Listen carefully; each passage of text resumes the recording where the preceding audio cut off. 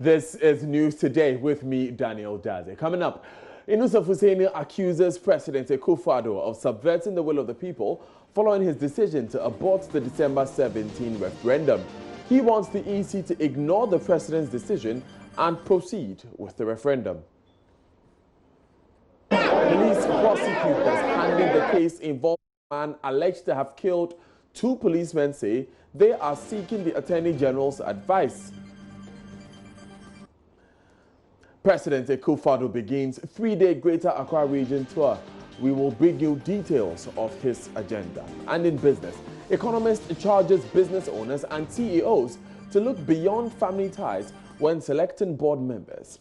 And in sports, Ghana Football Association explains why Globacom's $1 million paid into its account is slashed by $100,000. Stay with us for details.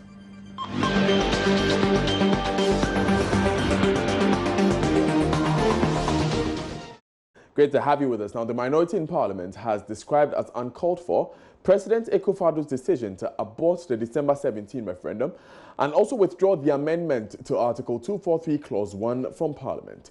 The amendment, had it been completed, would allow Ghanaians to elect their own metropolitan, municipal and district chief executives, MMDCEs. However, in a live television address to the nation, President Akufo-Addo announced a withdrawal of the bill together with another amendment that could have introduced partisan politics at the assembly level had it been approved in a referendum. Now, the president cited lack of consensus for the referendum question on political party participation in local government for the withdrawal. Let's get more on this from the Electoral Commission. The deputy chairman in charge of operations, Samuel Tete, joins us on the line. Mr. Tete, thanks for your time. Has the EC received official communication on the referendum from the presidency? Okay, good afternoon, and good afternoon to your listeners. We are yet to receive the official communication from the president. What would it mean when you get the final confirmation to begin processes to halt the referendum? What it means is that when we get the official communication from the presidency, the referendum will not come off as slated for the 17th of December. Your fellow Deputy Chairperson, Bosman Asari, has stated that if it does not happen this year, it cannot happen in 2020. Does that mean then that before the next election, we cannot expect to see a referendum on partisan participation of political parties? The commission is the body which is mandated to conduct elections. So we cannot actually on our own say we will do this or that. If information or instruction is given to the commission to do, then we do that. So we are responsible for the conduct of the election. So if government should choose to have this next year, for instance, the EC is poised to do so? The EC will look at its timetable because we also have the 2020 general elections ahead of us. So if the commission meets and the commission thinks it is feasible, why not? If it thinks it is not feasible, why not? How far have preparations gone for the December 17 referendum? Have we printed ballot papers, for instance? We are far ahead. In terms of the printing of ballot papers and notices of poll, we have printed notices of poll for the referendum as well as the ballot. We have almost completed notices of poll and ballot for the District Assembly as well as the Unit Committee. The roadmap for the commission is that by the 4th of December, all printing should have been done and then passed to the various regions. So how much money has been spent on the referendum so far? With the activities of the EC in relation to the referendum, the District Assembly, and then the Unit Committee, activities are linked together. If you look at the adverts.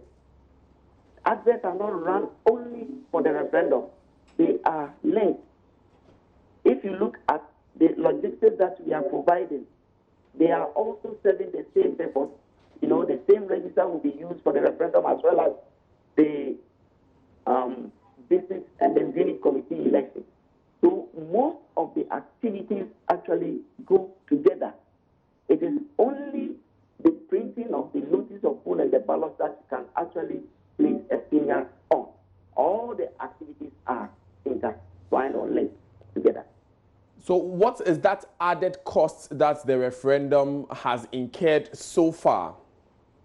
What we would have incurred, but which we haven't done, is the training of the officials in relation to the referendum, and they are the ballot issuers. The ballot issuers haven't been trained yet. But you said that ballot papers have been printed, notices of poll have also been printed. Yes, these are the two things which it is in relation to the referendum which we have done. Right, and has the recruitment happened for the training? We haven't started training yet. The training that we have actually done is at two levels. We have had our key trainers training, and that one is for the regional directors and commissioners.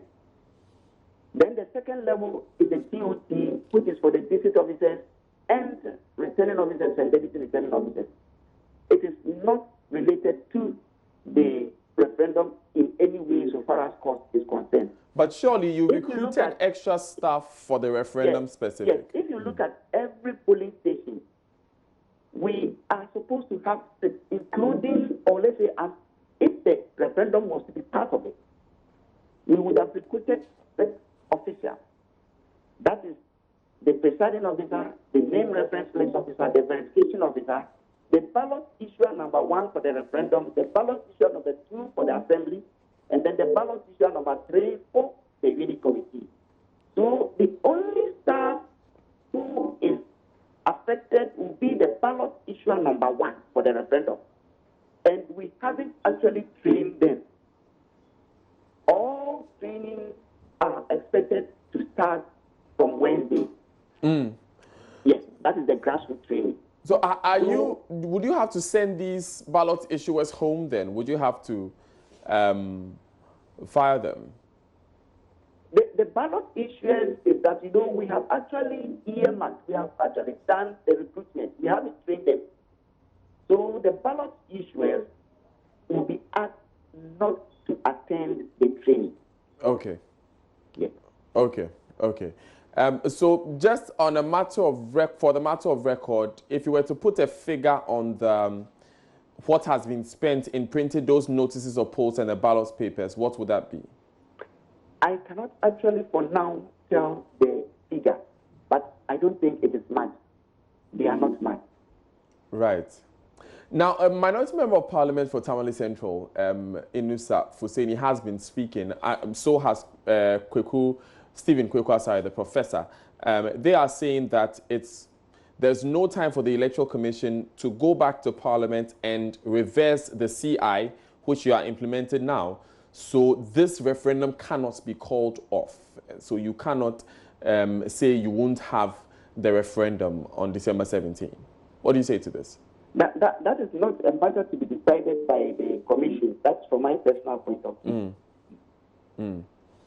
So in this case, what would you advise? I mean, you are the implementer, so you also have to interpret the law and implement it as you deem fit, no? Yes, we also have our legal solicitors. So if there is something which is related to legal issues, the team will advise the Commission as to what to do. Thank you very much, Mr. Samuel Tete, for joining us. He is Deputy Chairperson of the Electoral Commission in charge of operations. Meanwhile, Minority Member of Parliament for Tamale Central has accused President Akufo-Addo of subverting the will of the people with the announcement made yesterday. Speaking earlier on News Desk, Alhaji Yunus Afuseni said the president's action is uncalled for. Announcement was uncalled for. The process is subversive and it's an act of impunity. In fact, the president has subverted the will of the people in determining a very important constitutional matter as the involvement of partisan politics in local assembly elections. You have a simple majority where you can amend some provisions of the Constitution. You have a two-thirds majority, which in our present parliament will require some compromise and consensus building. And you have a referendum in which members of parliament share the same right with the people of this country in determining whether or not they should amend a provision of the Constitution.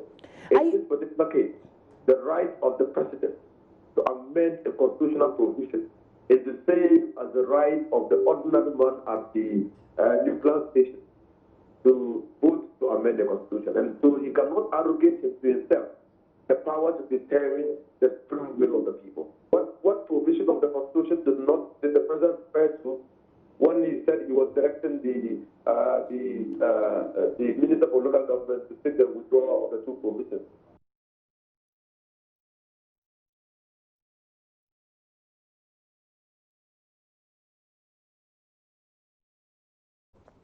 Meanwhile, the National Commission for Civic Education says it has not received any official communication that the referendum has been called off. NCCE Chair Madam Josephine Nkrumah added enormous cost and man-hours have been invested into education towards the exercise. There were two major elections, or three elections. The election of our unit committee members, our assembly members, which is in line with our election cycle to be holding elections around that time. And then actually it was on the back of the district level elections that the referendum was riding. So now that that referendum has been, or the process of the referendum has been aborted, our work continues on the ground. We still need to educate people and raise awareness of the upcoming district level elections. So that this does not, in essence, curtail the work that we have to do. But now more than ever, I think our work must be more relentless, because a lot of the noise around December 17th was in relation to the referendum, and it somehow put the issue on district level elections, you know, on the backside. But now more than ever, we want people to understand that they still need to come out and vote for district level elections. One thing for me that has come out from all of this is that people are beginning to appreciate the importance of district level elections. People are beginning to understand that district level elections is actually what is pivotal to development. And so we are hoping that this awareness that hasn't been created will also find expression in people's interest in turning out on December 17th to elect their unit committee members and their assembly members. So I wouldn't say that we have lost. Maybe in terms of man-hours spent, especially on trying to correct the misinformation that was out there in respect of the referendum, that somehow, you know, is disappointing for us. But nonetheless, we also realize that we continue to have our core mandate to express by educating the citizenry on the district level elections. Away from the referendum, police in Ejiso are holding a farmhand over the murder of a 60-year-old woman who was murdered and her body buried on the farm at Fomesia in the Ejiso municipality.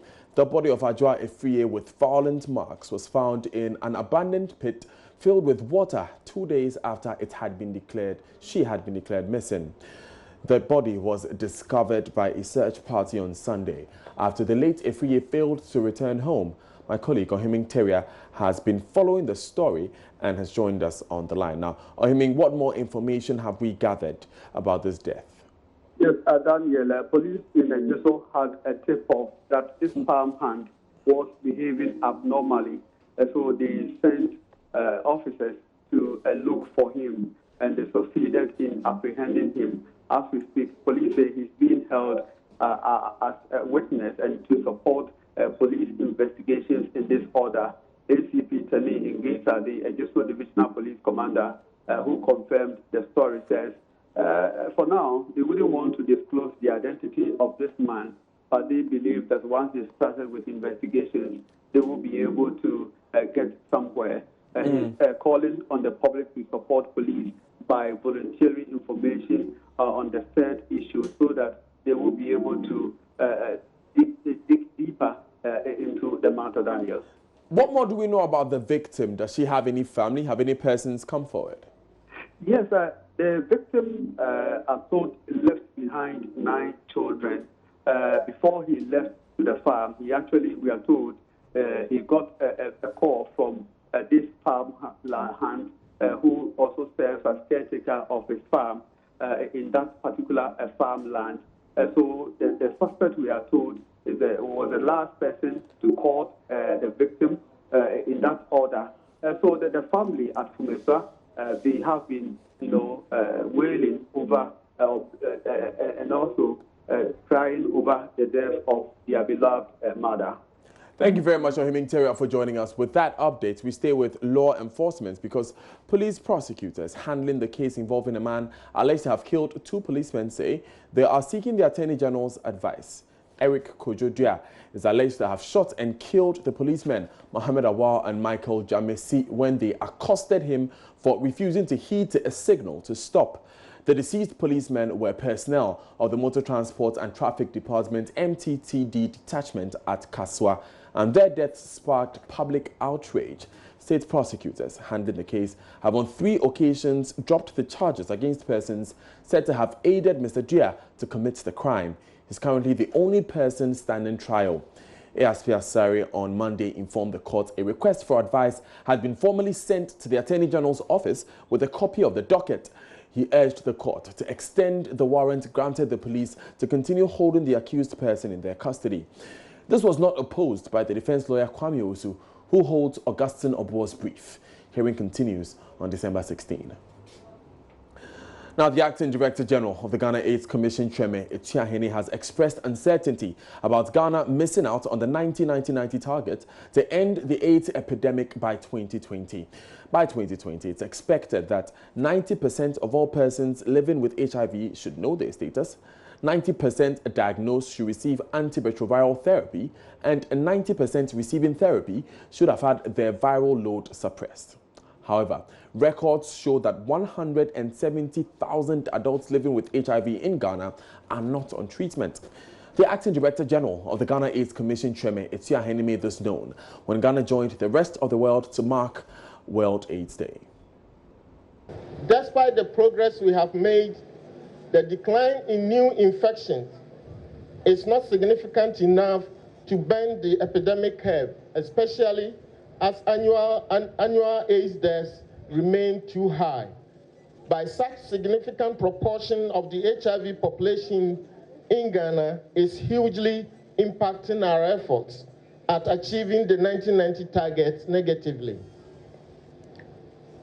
As a result, Ghana is one of the countries that are unlikely to achieve the 1990 targets by the end of 2020.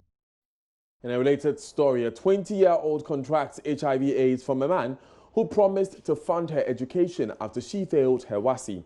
The victim said she could not get support from her family, hence her accepting support from the man who eventually infected her.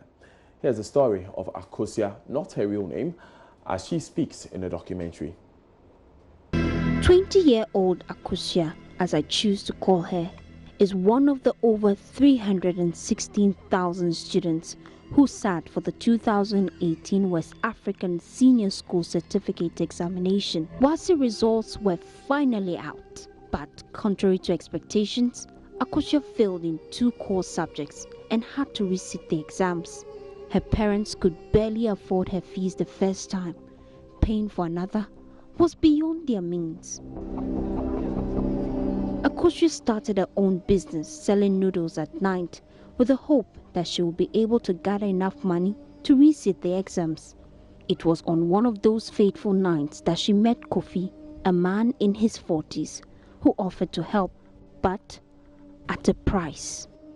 I had no support, so I was working. That's where I met the man, and he said the way I'm hardworking, he wants to help me. So he guaranteed to pay for my fees, my remedial fee. So he gave me the money to go and register. And later on, he invited me to his house. I went to his house. I didn't know what came, and we had sexual intercourse. I started falling sick here and there. When I went to the hospital, they did tests, blood tests, and the doctor said I'm having infection, and it was HIV-1 positive and HIV-2 negative. At first, I wanted to die. I can't sleep at night. I'll be crying the whole day. I'll go and hide at the washroom, and I'll be crying like I want to, because even though I'm not all that old, but what I have been so through since childhood till now, sometimes I feel sad. I don't see the essence of me coming to this life. Now, away from that, President Akufo-Addo is beginning a 3-day tour of the Greater Accra region. The tour is starting with a Durbar, from where presidential correspondent Elton Brobe joins us. Hello, Elton. What does the president's itinerary look like?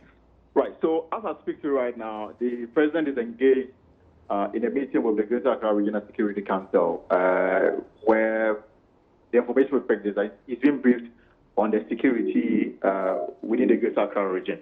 Now, when he is done, he is expected to come to Nsakina, where a Durbar of chiefs and people for the Ghana South municipality will be held in his honor. That is where we are right now. And even before the president comes here, the people over here are complaining about the bad nature of the roads within the municipality. Indeed, when we came through from Amasaman to this place, a journey that should have taken us 50 minutes to get almost an hour, because the road that we traveled on is simply bad.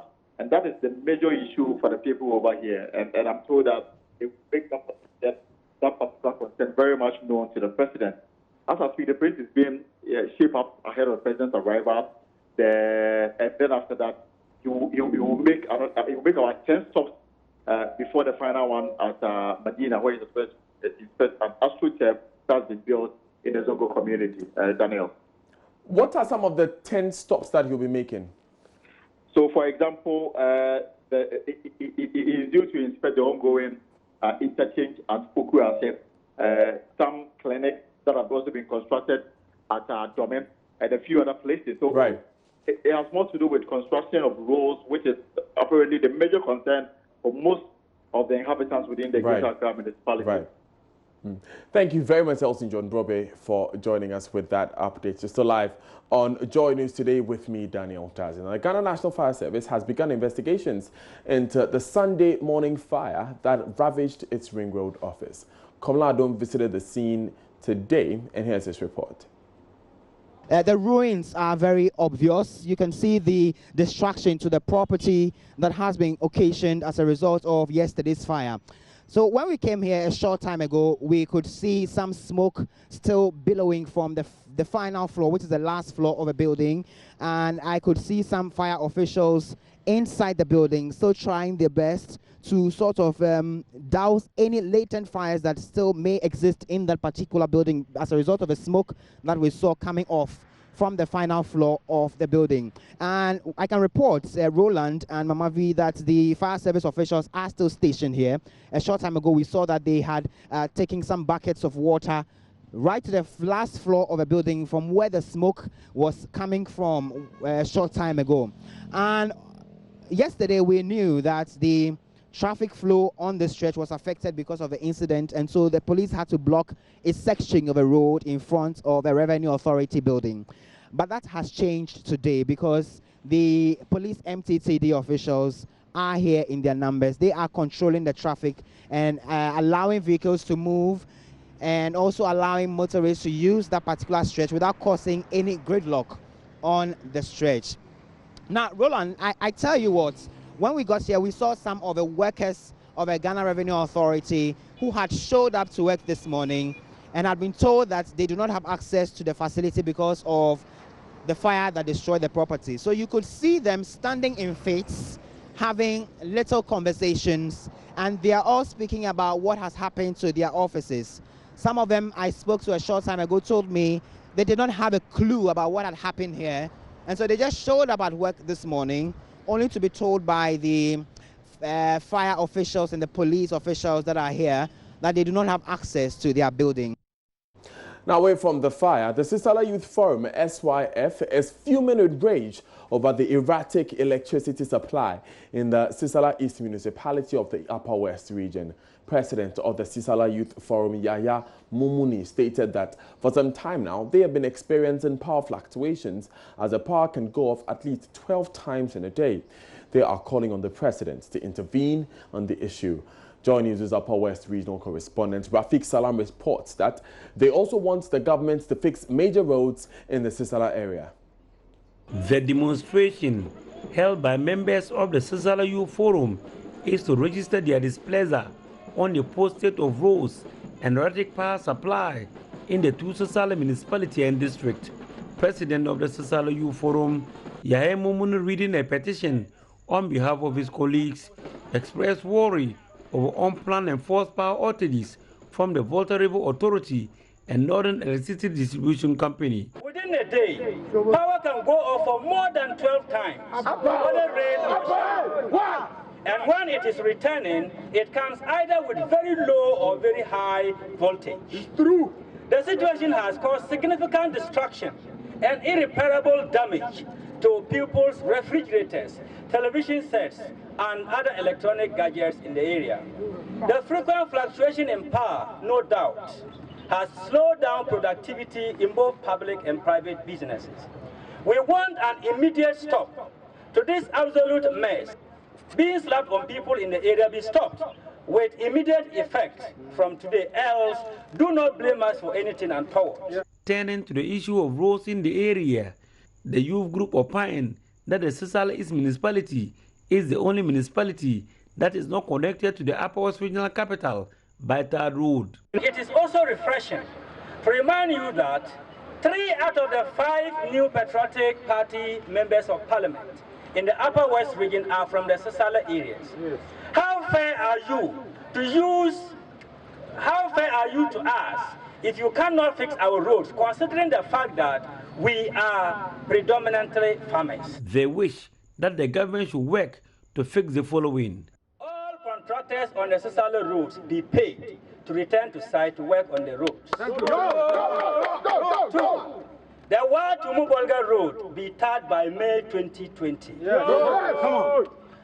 Three, all the other highways be tarred and all feeder roads in the area upgraded with immediate effect to arrest accidents and armed robbery. 4, Tumu Town and Golu Town roads be worked on immediately. 5, that the Tumu Sobale road that is still under construction be re-gravelled and not reclaimed. Yes. And finally, the frequent power outages be halted to accelerate development in the Sisala land. Your Excellency, we want to state, without mincing words, that the Sisala people will boycott the 2020 presidential and parliamentary elections if these demands are ignored. Sisala East Municipal Chief Executive Karim Onanyo assured the demonstrators that government is not sleeping over their concerns, pointing at some road projects that are ongoing in the municipality. Government is not resting on its hands as far as our roads are concerned. And I want to assure you, 2020 is a year for roads. Those of you who are privileged to pass through Walambele to Gwosi, Noblo, to Santijang, you realize that a contractor is conspicuously present and working. Tumu, Nabugubele, Dolubizon, the contractor left the site because of heavy rains. And my check has shown that he will also return soon to site. Reporting for JoyNews, Rafiq Salam, Tumu. Now, before we go, Hanakra High Court Human Rights Division has delivered judgment in a case brought against Hajia Fati and the New Patriotic Party for the assault on Adom FM reporter Akosia Sechua, a.k.a. Ohima. The court, presided over by Her Ladyship Gifty Ejay Ado, held that Haja Fasi violated the fundamental human rights of the reporter to give free expression in exercise of her profession as a journalist. It awarded a total of 9,000 cedis against her 2,000 being punitive damages for her reprehensible conduct. And that's how we end this bulletin of Joy News today. For more news, log on to myjoyonline.com. Up next is the marketplace. Have a good day.